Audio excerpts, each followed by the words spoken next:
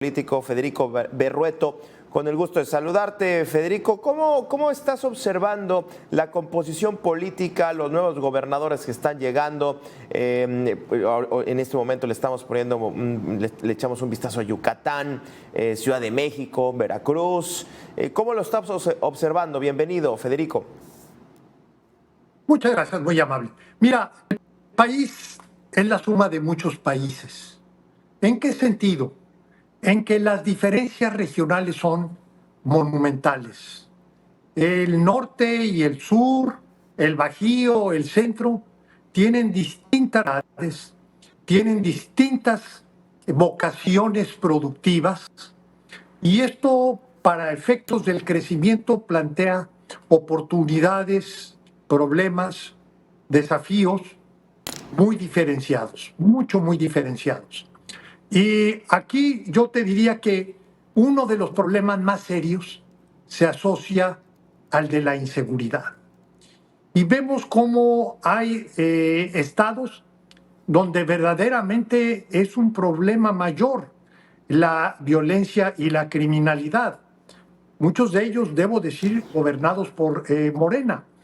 La presidenta refiere mucho a Guanajuato, que es cierto, es el estado con mayor número de homicidios dolosos, pero si lo ponderamos por población, sigue estando en un lugar alto, pero no en primer lugar.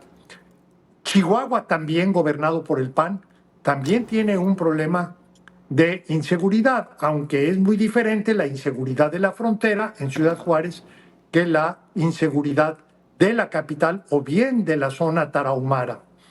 En el caso de Yucatán, al que tú te referías, tiene condiciones privilegiadas. Yo lo que diría es que hay gobernadores que están recibiendo una bomba de tiempo, que pensemos, por ejemplo, en Chiapas, donde el nuevo gobernador pues tiene que enfrentar o encarar un problema sumamente grave, muy serio. La gobernadora de Morelos igualmente creo que tiene un problema serio en materia de inseguridad. Y hay otros, ponía el ejemplo, el de Yucatán, que tiene condiciones muy favorables en términos de seguridad. Pero bueno, no nada más es seguridad lo que requiere el crecimiento. También requiere mano de obra calificada, requiere abasto de energía, requiere agua. Y ahora tenemos un elemento adicional, que muchas inversiones están asociadas a la proveeduría de energías limpias. Es decir, que bien sea porque ellos autogeneran energía limpia o bien porque subcontratan, pero en sus normas internas ellos están obligados al consumo de energías limpias porque son empresas globales que han suscrito este tipo de compromisos. De manera tal que estas empresas no solamente requieren electricidad, sino requieren un tipo especial de electricidad. Y todos estos elementos son los que van planteando un desafío muy grande. Quiero decirte una cosa, que los estados que concentran la inversión extranjera en estos anuncios recientes, estás hablando de Querétaro, estás hablando de Nuevo León y estás hablando de Coahuila. Son los tres estados que la mayor proporción de la inversión se ubica ahí. Un poco en Baja California, pero casi el conjunto de la inversión se está trasladando a estas entidades. Que hablar de 4 de 32 entidades, pues son muy pocas. Oye, Fernando, ¿tú considerarías, hablando de la inversión y seguridad, hablando de estrategias, el propio gobierno federal ha planteado 11 ciudades, yo creo que son más las que tienen serios problemas de inseguridad? Pero ya hablando entiendo que los inversionistas el tema de la seguridad lo plantearon sobre la mesa, pero me dio la impresión de que no fue el principal temor, más bien estaban enfocándose en lo de la reforma del Poder Judicial. Pero ¿dónde dejamos a los estados? Ya estás planteando los estados en su papel de atender también o combatir también a la delincuencia, porque me llama mucho la atención cuando iniciabas planteando las diferencias regionales, y ahí me llama mucho la atención que de pronto tienes a un Yucatán que tiene estrategias muy reconocidas a nivel nacional sobre su estrategia de seguridad, pero de pronto tienes un Veracruz en donde ahí pues realmente es un polvorín, y luego está Chiapas. ¿Cómo hacer pues una estrategia regional, así como las diferencias, algo que pueda ser una similitud, Federico?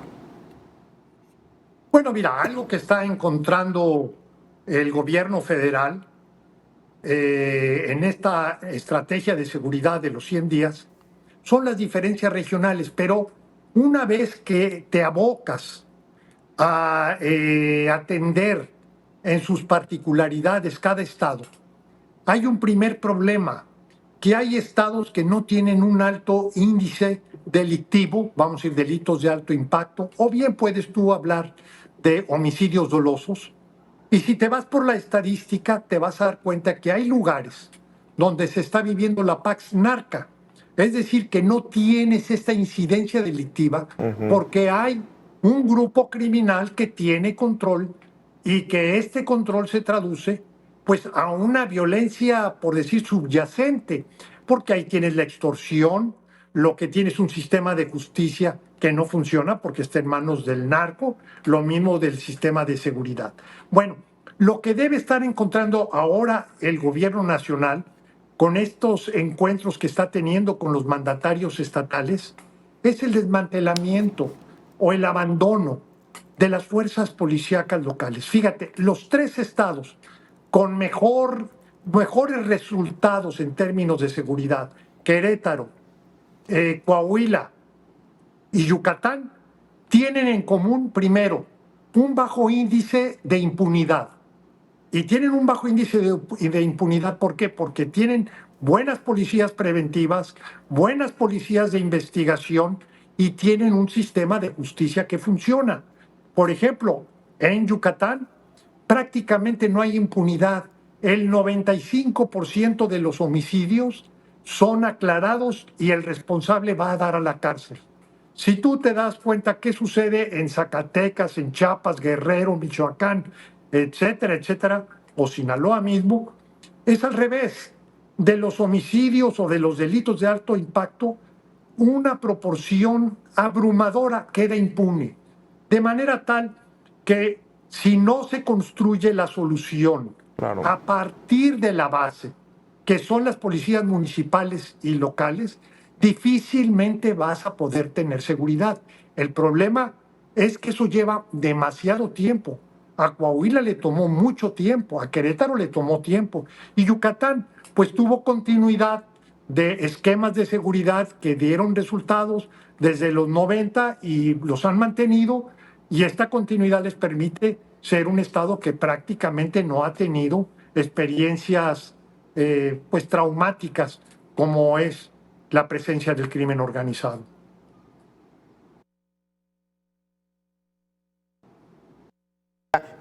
Pero sí, sí urge entonces una estrategia, digamos, regional, entendiendo que hay estados que sí han podido, digamos, salir adelante, teniendo en cuenta el tiempo, bien comentas, no a otro, y me parece que será en estos, como bien comentabas, en esa medición de 100 días, pues difícilmente veremos algo distinto, ¿no? Bueno, lo que podemos es, como todo en la vida, las buenas soluciones parten de un buen diagnóstico. Y si estos primeros 100 días nos permiten afinar el diagnóstico y las estrategias diferenciadas, cada estado tiene sus propias dificultades, sus propios problemas. Y bueno, ¿cómo vas construyendo esto? Y yo algo que critico prácticamente desde hace 20 años es que queremos resolver el problema de la seguridad a partir de estrategias nacionales, cuando lo que se requiere es cómo embonar lo nacional con lo local, no olvidarnos de lo local. Y justamente lo que decía, 3 experiencias exitosas, Coahuila, Querétaro y Yucatán, lo que te dicen es que tienen buenas policías y buenos sistemas judiciales locales. Bueno, pues ahí estamos. Federico Berrueto, te agradezco mucho esta charla y por estar con nosotros aquí en Mega Noticias este martes. Gracias, como siempre. Nosotros vamos a hacer